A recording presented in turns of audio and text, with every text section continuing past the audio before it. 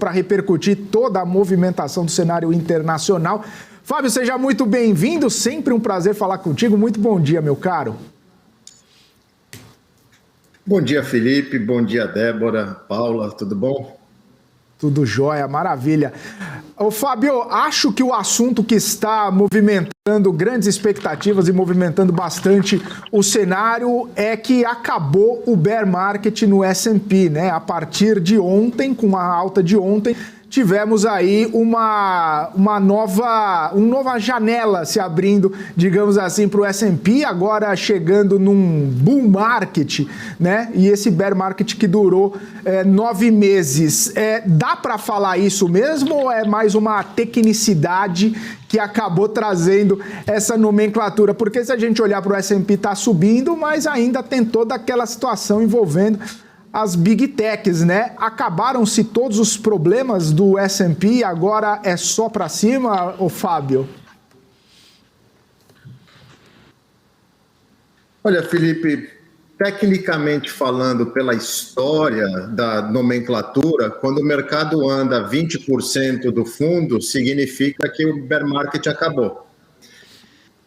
Então, a gente parte do princípio que sim, tecnicamente falando, vamos respeitar a história e parece que o mercado ignorou a economia, o que é normal até. A gente tem que olhar os dois lados da coisa, o mercado financeiro em termos da bolsa e os indicadores econômicos da parte real dos Estados Unidos. E quando a gente olha isso, eles não estão conversando. Agora, existe uma frase muito famosa que diz: o mercado fica irracional por muito mais tempo do que a gente fica líquido. Então, tem que respeitar o mercado.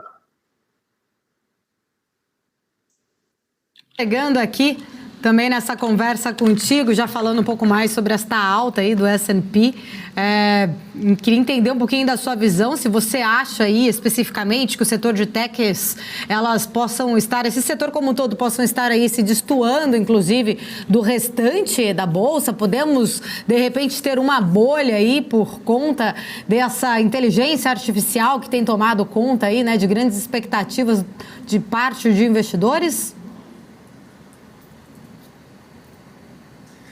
Olha, a parte de tech foi a que começou a puxar a bolsa. A gente vem falando isso há algumas semanas, que a gente viu Google, Apple, Microsoft, Amazon, Nvidia, Meta e Tesla puxando o S&P, enquanto a maioria ficava muito para trás. Nos últimos dias, a gente viu um pouco do que a gente chama de rotação. As techs deram uma realizada na véspera do feriado e ontem voltaram meio que ao normal, mas a gente está vendo algumas outras ações já puxando para tentar tirar esse atraso, as small caps, que é o que a gente chama. Uma que chamou muito atenção, eu não sei se vocês vão lembrar desse caso, é a Carvana. Carvana é uma empresa de vendas de carros usados aqui nos Estados Unidos, que ela é muito famosa porque ela faz umas torres e coloca os carros em torres, você compra online, é toda um novo conceito. E durante a pandemia ela praticamente quebrou. Olha, as últimas semanas ela já subiu 70% de novo. Então, assim, é uma mudança da expectativa das pessoas. Agora, foi o que eu falei no começo, Paulo, a gente tem que tomar cuidado e tem que ser racional, porque a Bolsa andou e os ativos da Bolsa estão andando, mas tem que olhar a economia. Eu não estou falando que a Bolsa não vai subir mais, mas a economia fala outra coisa. Então, o investidor, essa hora, ele tem que ter consciência do que está fazendo e olhar com cuidado, porque a coisa que mais aconteceu nos últimos 10 dias é a turma vindo desesperada. É hora de entrar? É hora de comprar? É hora de você olhar o seu plano e tomar cuidado, porque a Bolsa já subiu 30%, o Nasdaq subiu 30%, o S&P agora subiu 20%. A curva de juros está inclinada para baixo e o diferencial está cada vez mais negativo. Números de emprego ontem vieram ruins. Então, tem uma falta de consonância entre mercado e economia acontecendo também. É importante levar isso em consideração. Fares, muito bom dia, Alex aqui. Eu queria fazer uma pergunta. A sua conclusão foi muito interessante para a minha pergunta, que eu queria falar sobre proteção, né, sobre VIX, né, o VIX no menor valor nos últimos 12 meses. Será que começa a fazer sentido já olhar com mais carinho o VIX e como que você olha em relação aos ETFs de VIX também, alocação de portfólio? O VIX está no menor nível porque o VIX é o índice do medo, que é um índice de volatilidade. Se a gente olhar a bolsa nos últimos dias, por mais que ela esteja subindo, ela sobe meio, aí sobe 1, aí sobe 0,3, então ela não tem volatilidade. É por isso que o VIX ele vai ficando cada vez mais barato. Quando você não tem volatilidade, oscilação grande no movimento da bolsa, o VIX vai perdendo valor. Claro que isso assusta, porque você fala, pô, o VIX está na mínima, a bolsa está quase que perto da máxima, a gente mais 300 pontos está no all-time high do S&P, mais 400 pontos, que é o 4.800, se eu não me engano, que foi a máxima da puxada no começo do ano passado. Então, tudo isso começa a levar uma série de análises. Agora, vamos lembrar o seguinte, Alex, por causa do grande volume que existe no mercado hoje, daquelas opções de curtíssimo prazo, isso tem distorcido muito o mercado e o próprio VIX perdeu um pouco do sentido, tanto que há 1 mês e meio atrás criaram o VIX especial para essas opções de curtíssimo prazo. Então é muito importante observar esse outro VIX também, porque essas opções que fazem de 1 dia, 2 dias, têm mandado no mercado e em alguns movimentos e segurado a banda de negociação. Então ela comprime a vol de curto prazo, mata o VIX oficial, mas olhando esse outro VIX, você vê que ainda tem um movimento. O mercado está novo, muita coisa diferente acontecendo. E a gente só consegue olhar para trás e se basear no que a gente já viu. O que vai acontecer para frente é difícil, porque é tudo muito novo e ainda mostra que a gente tem muito dinheiro circulando na economia. E por falar nisso, o mercado de trabalho não desacelera, né, Fábio? Ontem a gente viu aí mais um dado, além do payroll, enfim, a gente vai vendo a força desse mercado de trabalho americano, né? O dado ontem ele não foi positivo, né, Paula? Veio 261 mil pedidos de desemprego. É um número que, assim, será que vai ter continuidade nessa magnitude? Foi o maior número do ano. Porém, como você mesmo falou, payroll, ADP e o JOLTS, todos mostrando que está muito aquecido, ainda que tem espaço para ter mais vagas, porque o JOLTS aumentou também, mesmo com o ADP e com o payroll vindo muito forte. Agora, um ponto importante. Reparem que estão revisando dados passados para pior. Então, agora aqui nos Estados Unidos tem vários analistas escrevendo, e até o relatório do Bank of America que saiu agora de ontem à noite, com o fluxo das últimas semanas, está mostrando isso, que essas revisões começaram a preocupar, porque o pessoal começa a falar assim, pô, como que muda da água para o vinho tão rápido? Entendeu? Não, eu falo isso até porque outro dia eu e a Débora a gente estava aqui e tentando entender, né? Porque é uma revisão não pequena de ali, né? Ah, ok, aconteceu. Não, são revisões muito grandes, principalmente no payroll, né? A gente outro dia estava até falando sobre isso. Por que acontece essa distorção, né? O porquê desta revisão vir depois com números tão diferentes ali, tão antagônicos às vezes? A gente teve aquele problema que a gente até conversou, eu, você e o professor Cabral, das possíveis fraudes em alguns estados. Sim. E a coisa vai gerando uma desconfiança. E como você falou, não são revisões pontuais daquele arredondamento depois da vírgula, foram revisões significativas.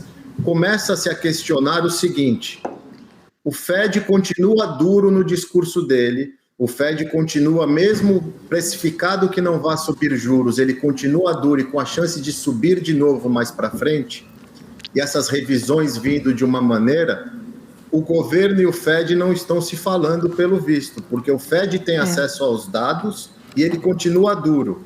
Será que ele recebe o dado revisado, ele recebe o dado original? Porque uma coisa não está falando com a outra, e não dá para saber o que é isso.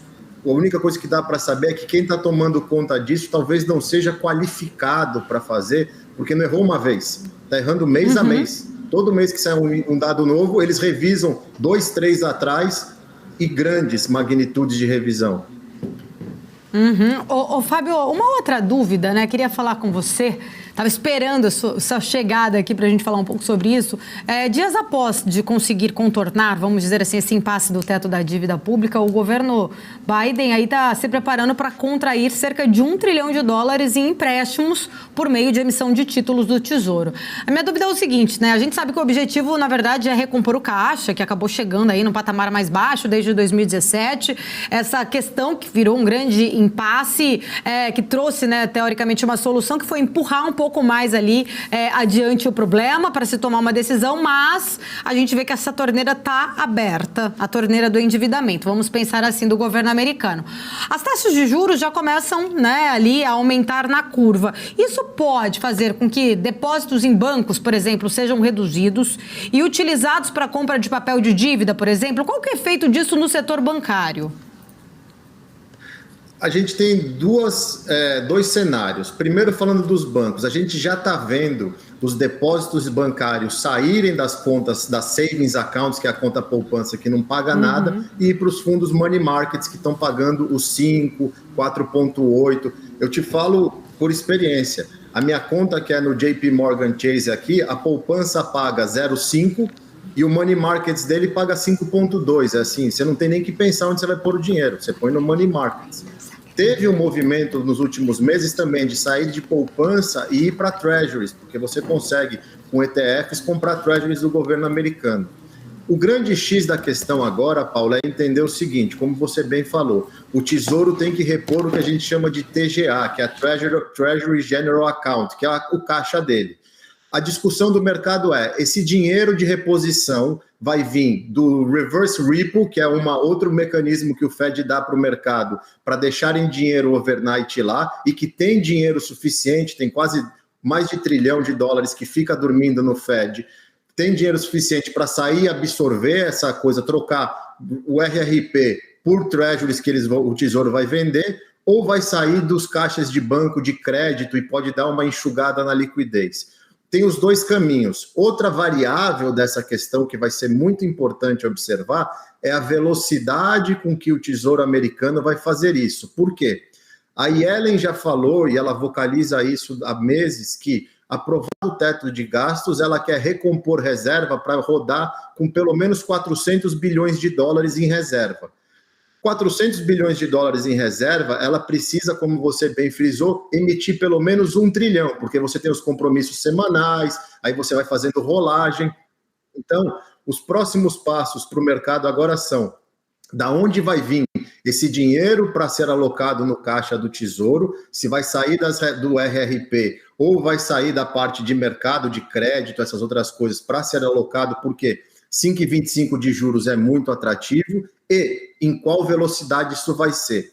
A gente viu nas 2 últimas semanas, pegando o calendário de leilões do Tesouro, eles aumentaram marginalmente em $50 bilhões por semana os leilões. Então, você já tem, há 2 semanas, o calendário aumentado em 50 bilhões dentro da semana de leilões extras.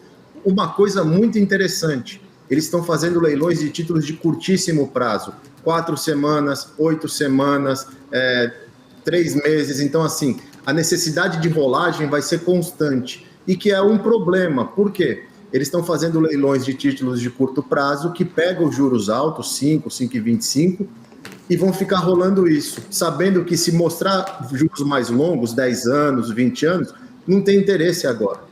Então, esse custo para o Tesouro americano vai ser maior, que é onde entra o custo dos juros da dívida, no momento que a economia está aquecida.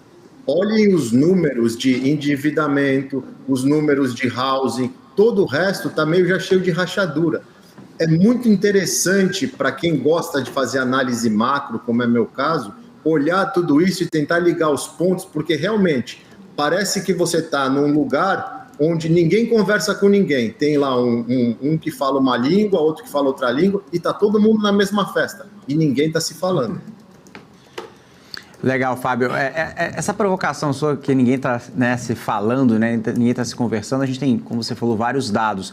E essa questão dessa emissão, que pode ser o maior da história, né, em relação a esse $1 trilhão aí de dólares nos Estados Unidos, abre um pretexto aí para aumento de taxas, né, da Treasury, né? E isso, consequentemente, a gente tem uma leitura muito interessante que pode acontecer até mesmo com a Bolsa, você mesmo falando, né? O que está acontecendo com a S&P, né, com a Nasdaq, não se conversa em economia real. Já com esse dado, né, que a gente está trazendo em relação ao leilão, né, do Tesouro Americano, você tem falado nas últimas semanas, né, e essa perspectiva, né, que deve ser um aumento adicional, né, interessante ao longo desse ano de 2023, como que a gente pode casar essa leitura macro com a Bolsa, né? Ou seja, isso também pode trazer uma certa tipo de preocupação, né? Como você falou da euforia de inteligência artificial, das empresas tech, né? A gente tem que tomar muito cuidado com essa euforia da Bolsa, porque eu trago mais dados para vocês terem uma ideia desse movimento de juros americano. A gente toda semana recebe um relatório chamado The Flow Show, que é da Mary Lynch, do Hartnett, que é um dos economistas-chefes lá, que eles fazem uma pesquisa com quase que 800 dos maiores gestores de dinheiro do mundo, ou seja, onde o dinheiro faz a diferença no mercado. E o relatório dessa semana, eu estou com ele aberto aqui do meu lado, você vê que, de novo, essa semana que passou, entrou mais de 70 bilhões em dinheiro para a conta dinheiro. A gente já está chegando no ano em quase $1 trilhão em cash para justamente ser alocado em renda fixa. O recorde foi 2020, que foram 917 bi. A gente está com 837 bilhões em conta de dinheiro hoje para pegar esses leilões, para alocar nos 5%. A gente continua vendo muito inflow em treasuries, em bonds de investment grade, que são os bonds de qualidade, e pouca coisa em high yield, que são aqueles mais arriscados. Agora, o impressionante foi essa semana que a gente está rompendo máxima na Bolsa, foi a semana que os investidores institucionais começaram a tirar dinheiro. Praticamente $8 bilhões saindo da Bolsa. A coisa está... Então, você vê que esse fluxo de comprador que está entrando no mercado não é de qualidade, é da turma que deu aquela desesperada. Perdi o bonde, perdi o trem, eu quero entrar. Tem que acompanhar isso. Eu acho que a gente está chegando, falando agora um pouco, invadindo um pouco a área do meu amigo Will, a gente está entrando nos valuations que começa a ficar assim, a crise não pode acontecer em nenhum momento no resto do ano, porque a gente já está negociando preço-lucro do ano que vem a 19, quase 20 vezes, com uma bolsa crescendo. Começa a ficar meio irracional. Os relatórios aqui dos grandes analistas, que têm taxa de acerto bem grande, acham que daqui para o 4.500 é a zona onde vai ser muito importante analisar que dinheiro entra e como entra na velocidade que entra. Ver um rotation de sair um pouco de tech e ir buscar as small caps que ficaram muito para trás pode ser natural.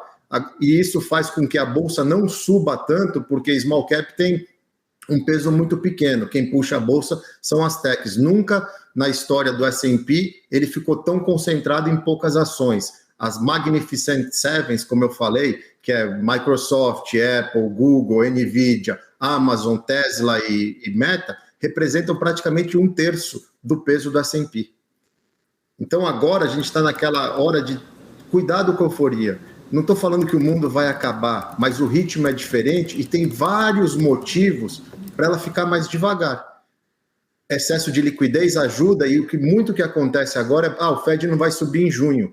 E realmente, vocês podem anotar isso, porque já é dado no mercado e é por isso que está essa euforia. A gente vai ver um processo desinflacionário se acelerar agora, depois do verão. E é isso que o mercado está comprando. Só que esse processo desinflacionário não garante corte de juros, porque a meta de inflação é 2%. E provavelmente nessa semana o CPI vai vir de 4,8% para 4,3%, 4,2%. Ele ainda tem 50% para cair. Leva tempo isso, e só vai cair com esse mercado de trabalho aquecido, mantendo os juros altos. Então tudo joga contra, mas a Bolsa não quer saber, ela tem força própria, ela está indo. É isso que está mexendo com a cabeça do pessoal. Boa. Ô Fábio, eu queria mudar um pouquinho de região e repercutir a recessão técnica que a gente está vendo lá na Europa, né? A gente sabe que o velho continente está um pouco mais claudicante, está um pouco mais complicado, né, de conseguir uma recuperação, mesmo com uma inflação cedendo em alguns lugares, mas mesmo assim a PIB continua vindo ruim, os PMIs continuam vindo em zona de desaceleração, a inflação continua alta para os padrões europeus, e aí a gente vê a Europa nessa parada praticamente numa recessão técnica. Como que você avalia isso? E, claro, os impactos para as economias, né, para os mercados também, porque a Europa sempre teve, né, um protagonismo, ou pelo menos uma relevância, né, em nível mundial, e agora a gente vê pouca gente, né, falando de repente de uma recuperação, essa recessão técnica, até mesmo a Alemanha, que é o país mais importante e mais relevante da zona do euro lá, ainda com grandes problemas. Como que você vê essa situação, Fábio?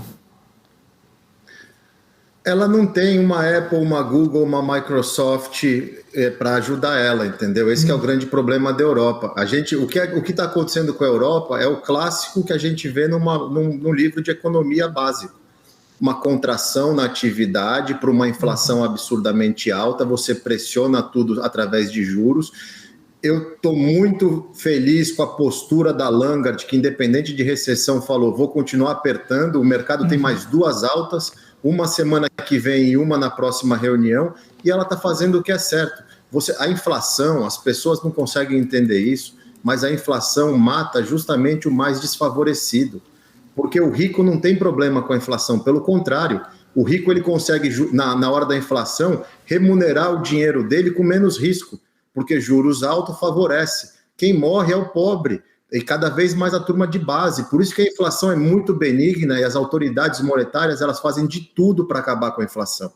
E a gente não pode deixar acontecer o que a gente, infelizmente, por causa do nosso histórico, tem no Brasil, que é a inércia inflacionária. A gente está vendo já deflação em alguns setores da economia americana, e o Fed tem que continuar apertando. A Europa vai fazer o trabalho dela, inclusive por quê? Porque não tem uma população produtiva como tem ainda aqui nos Estados Unidos. Ela precisa matar o mal pela raiz. É ruim, só que a Alemanha já tinha sinalizado. Quando a gente conversou, acho que foi 2 semanas atrás, que a Alemanha entra em recessão, depois de soltar o segundo PIB negativo, era questão de tempo para a zona do euro estar em recessão, porque se o carro-chefe que sustenta todo mundo está parado, Portugal, Espanha, Grécia não vão ser os que vão surpreender positivamente, infelizmente. A Europa está fazendo o correto. Eles sabem, inclusive, a gente conversou isso a semana passada, o verão deles vai ser extremamente inflacionário pela quantidade de chinês que vai estar lá. Isso já é demanda contratada. O professor Cabral comentou isso na última vez, que o amigo dele que estava lá na França falou que só tinha chinês passeando pela rua. Agora que o verão começa, Grécia, toda a parte de praia da Espanha, na Itália, vai se entupir de turista, pressiona serviços, que é o calcanhar de Aquiles hoje da inflação no mundo desenvolvido, vai continuar alta. Então, é aquela sofrência que a Europa vai ter que fazer para resolver o problema lá na frente.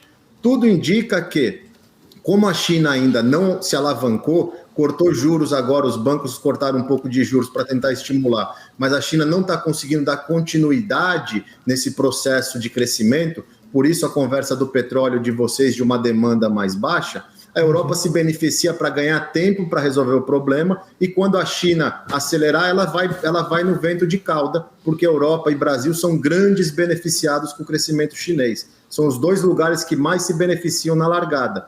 Por isso que ela tem que terminar a lição de casa, para poder aproveitar esse surf de crescimento sem voltar com o problema da inflação que está agudo lá numa população mais velha, numa população menos produtiva.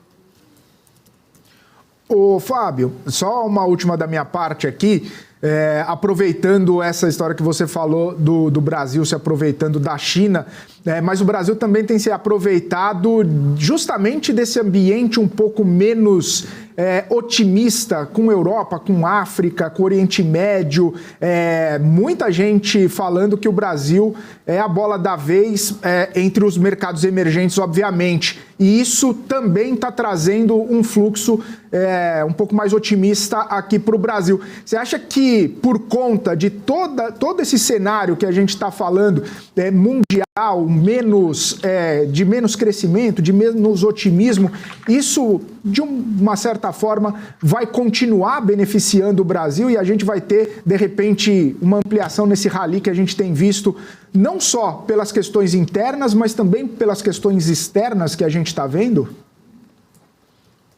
Olha, a gente já fala há mais de um ano, que a gente vai fazer um ano que a gente gravou o primeiro podcast, eu e você, em agosto do ano passado, e Brasil já estava barato. A bolsa já estava muito barata, era aquela bolsa está barata. Um ano depois, a gente finalmente está vendo a bolsa caminhar com a entrada de capital, com os locais mais otimistas e com o grande drive de tudo, que é uma taxa de juros que vai começar a cair. Quanto vai começar a cair vai depender muito do governo e Banco Central estarem alinhados para poder cair consistentemente, porque de nada adianta começar um ciclo de baixa de juros e o lado de lá fazer barbeiragem e não poder cortar tanto ou ter que subir de novo, porque a gente ainda vai ver inflação no mundo se a China voltar a crescer da maneira que todo mundo espera. Ainda ninguém revisou o crescimento da China para baixo de 5% ainda. Então, assim, tem que tomar cuidado com isso. Agora, o Brasil fez a lição de casa primeiro, por experiência, e graças a Deus, por teimosia do presidente do Banco Central, que foi massacrado durante muito tempo nesses primeiros 5 meses de governo, que manteve a postura dele olhando para o lado técnico da coisa. A inflação no Brasil só está acelerando para baixo por causa dos juros altos. A demanda dá uma arrefecida, a China não crescendo, não tem demanda por commodity, vê aí o petróleo que está brigando nos $70 e provavelmente pode cair mais porque não tem demanda, esses cortes não estão afetando o mercado de petróleo como deveriam, porque a demanda está reprimida. O Brasil se beneficia nisso para poder ter um processo desinflacionário. Só que o Brasil é aquela criança fragilizada. Se ele se cura da gripe e vai para a escola e alguém espirra, ele já pega a gripe de novo. Se ele fica meio gripado e vai para a escola e alguém está com gripe, ele pega pneumonia. Infelizmente, essa é a nossa realidade. A gente, para ficar doente, é muito rápido, porque a gente ainda é uma economia jovem, uma economia que está tentando se achar em termos de política fiscal, política monetária, conversando entre si, funcionando da maneira que tem. A troca de poder no Brasil é saudável, mas ela deveria ser saudável de continuidade. E no Brasil a troca de poder, infelizmente, é sempre para tudo que está fazendo, vamos fazer tudo do outro jeito. E como a cada 4 anos, na maioria das vezes, a gente tem alternância de poder, a gente tem que começar do zero de novo. O governo passado fez uma série de coisas que estavam funcionando, esse governo quis fazer do jeito dele. As coisas desse governo funcionando, se ele não se reeleger, o próximo vai vir e vai querer fazer do jeito dele. Então, no Brasil, a gente tem uns ciclos de 3 anos e 10 meses. Infelizmente, isso atrapalha a economia. Com a independência do Banco Central, isso ajuda um pouco. A gente viu que, pelo governo novo, era para ter cortado juros em março. Só que a gente só está colhendo os frutos dessa Selic mais alta e tudo mais agora em junho. Tem que se dizer, a inflação só funciona dessa maneira que está funcionando porque o Banco Central não se importou de ser vidraça, tomou porrada de dia e de noite de todo mundo e agora está dando certo para poder, de repente, já sinalizar a semana que vem que começa a cortar em agosto. Quanto ele tem de espaço para cortar? Não tem muito. As expectativas é que de 13,75 a gente termine o ano em 12,5. Se tudo der certo, talvez 12. Agora, a gente sabe que no Brasil, para tudo dar certo, o mundo, Deus, as forças divinas têm que ser muito brasileiros, porque sempre no meio do caminho alguém escorrega na casca de banana, infelizmente. É isso que precisa acabar. A casca de banana no meio do caminho. Fábio, minha pergunta em relação à China, você estava comentando em relação à aceleração por lá, né, que não tem nenhum fôlego. Eu também observo isso, né? Será um voo de galinha esse minério aí a $114? Porque todo mundo esperando esses estímulos, mas a economia desacelerando, né, e não demandando da China a mesma velocidade que tinha lá atrás, e o Xi Jinping com um desafio muito grande aí de crescer o PIB aí, né, em 5,5%, enfim. Qual é a sua visão referente não só às commodities, mas também em relação à China? Eu vi que você estava comentando um pouco, mas se puder aprofundar um pouco mais sua visão macro, eu agradeceria.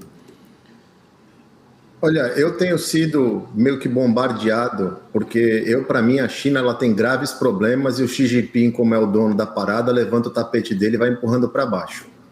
O Banco Central chinês avisou que estímulos de verdade na economia só no segundo semestre. Por quê? Não tem bala agora para fazer, o que vai mudar no segundo semestre? A gente não vê, do mesmo jeito que a Paula levantou uma coisa muito importante, que as revisões dos dados americanos são sempre piores, a gente não vê consistência de dados positivos na China. Sai um positivo, sai 3 negativos, aí sai um positivo mais 2 negativos. A gente precisa ver continuidade, e é isso que o mercado não está acreditando. Tivemos um pouco de fluxo a semana passada para a China, na esperança de uma continuidade e já se antecipando ao corte de juros dos bancos locais. Não foi o Banco Central, foram bancos locais por ordem do Banco Central, que é por ordem do Xi Jinping. Cortem juros, tentem estimular a economia. Só que a gente vê o mercado imobiliário lá ainda com extrema fragilidade e sem consistência de dados de crescimento. E o mercado imobiliário na China, culturalmente, é o carro-chefe da economia.